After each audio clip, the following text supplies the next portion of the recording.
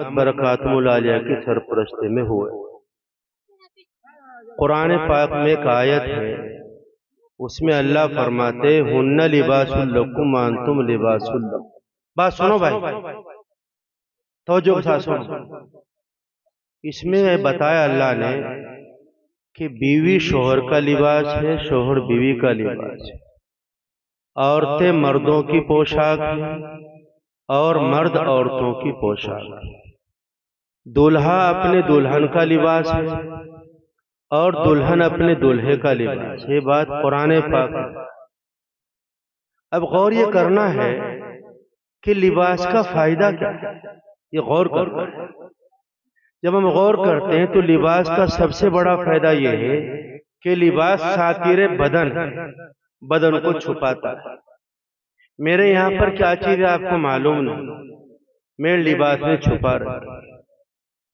جب لباس بدن کو چھپاتا ہے اور قرآن پاک یہ کہتا ہے کہ میاں بیوی ایک دوسرے کا لباس ہے، تو پھر شوہر اپنی بیوی کی باتوں کو چھپائے اور بیوی اپنی شوہر کی باتوں کو چھپائے، لڑکے والے لڑکی والے کی باتوں کو چھپائیں اور لڑکی والے لڑکے والوں کی باتوں کو چھپائیں۔ عیب ہر کسی میں ہے، بے عیب ذات اللہ تبارک و تعالیٰ کی۔ اگر کوئی کسی کا عیب چھپاتا ہے، اللہ تعالیٰ اس کی عیوب کو چھپائیں گے دنیا میں بھی اور آخرت میں۔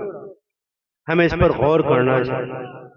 آج معمولی باتوں کے اوپر لڑائی جھگڑے مار پیٹ اور طلاق تک نوبت آئی۔ دوسرے لباس کا فائدہ یہ ہے کہ لباس بدن کو راحت دیتا ہے۔ سنو توجہ کے ساتھ سنو۔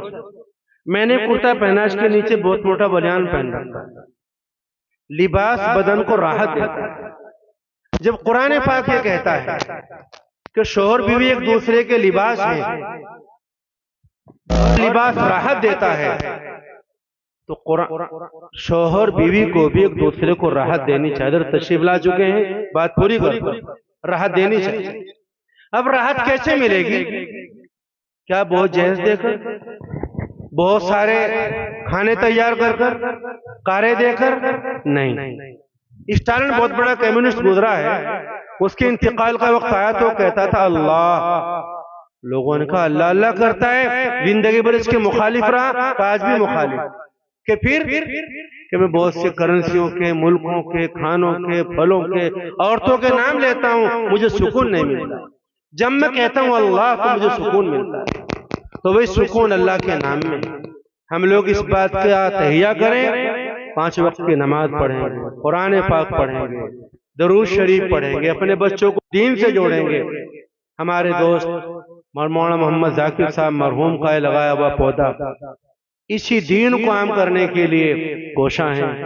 ہمارے بھائی عبدالقادر صاحب قاری صاحب، ان کی محنتوں کا صدقہ ہے۔